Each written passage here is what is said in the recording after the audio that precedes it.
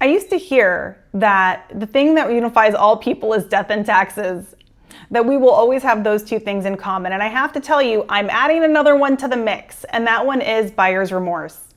After 5 years of financial coaching, I can honestly tell you that I think there are two core ways that buyer's remorse manifests for people, and the underlying root cause is the exact same for both of them. Have you guys ever heard that song from Ariana Grande that goes something like, I want it, I got it? That's the hook, like that's the main chorus of the song. And I have to tell you, as a financial coach, that song makes me cringe because it's that kind of thinking that produces a lot of buyer's remorse. In other words, people lean into instant gratification. They see something that they want and they immediately go for it. And because of that, they are putting themselves in a situation where they are spending money in a way that they may regret. Frankly, this is how many of my clients end up with closets full of Lululemon. And depending on how much money you make, the things that you're buying with your instant gratification may be smaller dollar amounts or larger dollar amounts. If you look at children, one of the ways that this manifests, like especially when I look at my son, it's baseball cards or it's going to the candy counter. It's anything that you see and you immediately think, I want to have that and I have the cash right now. It's like I have money in my pocket and it's burning a hole. So I'm going to go ahead and succumb to this desire that I have in this moment, and I'm going to spend my money. This is going to introduce buyer's remorse because you are letting yourself down. And what I mean by this is that you have a different way that you want to spend your money. You have more important goals. You have a bigger picture for your life, and you're not following through with that because you were succumbing to this instant gratification. So, going back to the baseball card example, my son has wanted to save up for a very expensive baseball bat. And instead of saving money for that, he goes and buys Legos and he goes and buys baseball cards. And therefore, he now suffers when he realizes that that bat is farther and farther away. So when we are dealing with instant gratification, oftentimes you'll experience buyer's remorse with that because you are letting yourself down and you are not pursuing the bigger goal that you really have in your life. In other words, you're not applying your money with your greatest want.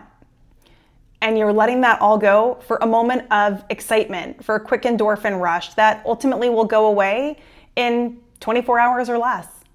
The second way that I see people experience buyer's remorse is when they get what they want, but not exactly what they want. And I'll be candid with you, this is the one that I fall for the most often. In this situation, for example, as a matter of fact, as I'm telling you this, two immediate examples come to mind for me. Years and years and years ago, I wanted a Gucci Soho chain tote after seeing it on Mob Wives because you guys know I was super into that reality television for a lot longer than I care to admit. And there was one particular person, I can't think of her name right now, but she was gorgeous and she had this black Gucci Soho chain tote and I wanted it, but I didn't want to pay full price for it. So I was scouring the pre-loved market and I found one, but I didn't find it in the black leather that I wanted. I found it in a teal suede. I ended up buying that bag because I got a smoking deal on it and I was super stoked until it got to my house and it rained and I realized I can't carry suede out in the rain. I'm going to ruin this bag. I bought this bag for $1,000 and it's going to be ruined. And at that season, I bought it right in spring. It's a teal bag. It's a spring color. Like it was a bag that was designed for spring, and spring is when it rains the most. I compromised on what I wanted and then I had a lot of regret with that particular purchase, and I ended up selling that bag years later for half the price I bought it for. So that was a real stiff lesson learned. And then the other example that immediately comes to mind for me is that I needed to upgrade my car and I ended up buying a Toyota Highlander. But the truth is I really wanted a Honda Pilot, and I specifically wanted leather seats and I wanted an entertainment system in the car. There were certain things that I really wanted. And rather than waiting for the thing that I really wanted and spending the time looking for it and saving up the cash for it, I went ahead and got the Toyota Highlander because we found one at a reasonable price. Put more clearly, I compromised and I didn't wait for the thing that I really wanted. I got the thing that was accessible and that I could get more quickly. It's not quite the same as instant gratification because it is pursuing something that you want, but it's not waiting for the exact version of the thing that you want. So in one situation, I got myself an SUV, and in the other situation, I got myself a Gucci Soho chain tote. But in neither of those two situations did I get the SUV I exactly wanted, or did I get the purse that I exactly wanted. And so in both of those scenarios, I ended up having buyer's remorse, and I ended up selling those things back, and then later on going and getting the thing that I actually really wanted. Which leads me to a thought that I often offer to many of my clients to help them get past these things. And the thought is ultimately this: it's okay to want something and not have it. This is something that our society doesn't really embrace. We very frequently want to say, hey, go get that thing right away. We don't wait. We have lost patience. We are constantly trying to chase down the next thing. We don't know how to be in a present moment with some discomfort and just live with it and wait for the right opportunity to arise. So this is a good reminder for all of us that, again, it is okay to want something and not have it. It is okay to want something and wait for it. Now that I've explained two ways that buyer's remorse often manifests, we talked about instant gratification and just dealing with the pleasure of the moment and succumbing to the pleasure of the moment. And we've talked about buyer's remorse in the sense of compromising, not getting exactly what you want because, again, you're unwilling to wait for the exact thing.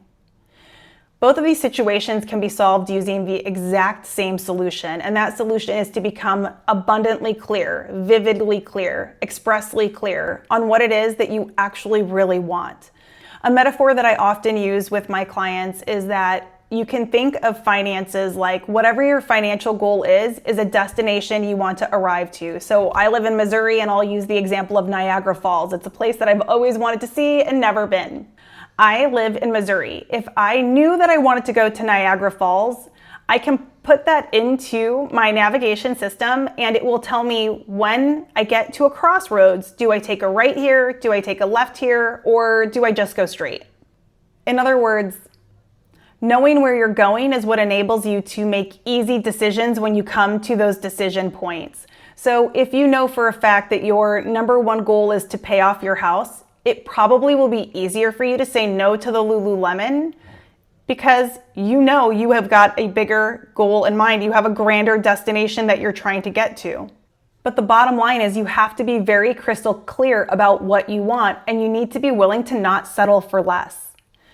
I have a workbook called the Big Picture Workbook, and it is designed to ask you some of these questions to help you become really clear around where you want to be in the future and what you want your financial goals to be. I highly recommend you download that worksheet. The link is in the description box, and it could become the tool that you need to become really clear about what your financial goals are, whether that's debt repayment, whether that's savings, whether that's investing, or whether that's designing a life down the road that you really want to pursue and then starting to reframe the way you spend your money in order to get to that goal. If you're interested in that workbook, it is a freebie. The link is in the description box below.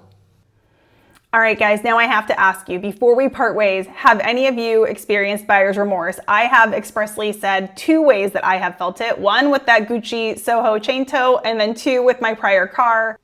I have to be honest, it was bittersweet having to course correct from those purchases, having to sell them off, take the loss, and then go after what it is that I really want. But I'll tell you what, once I got the handbag I really wanted, I cherished that bag to a degree that I cannot explain. And I feel the exact same way about my Honda Pilot. I still drive it today. I still love it. And frankly, I think I'm gonna have it for many more years to come. I hope you guys are having a fantastic day, and I will see you in the next one.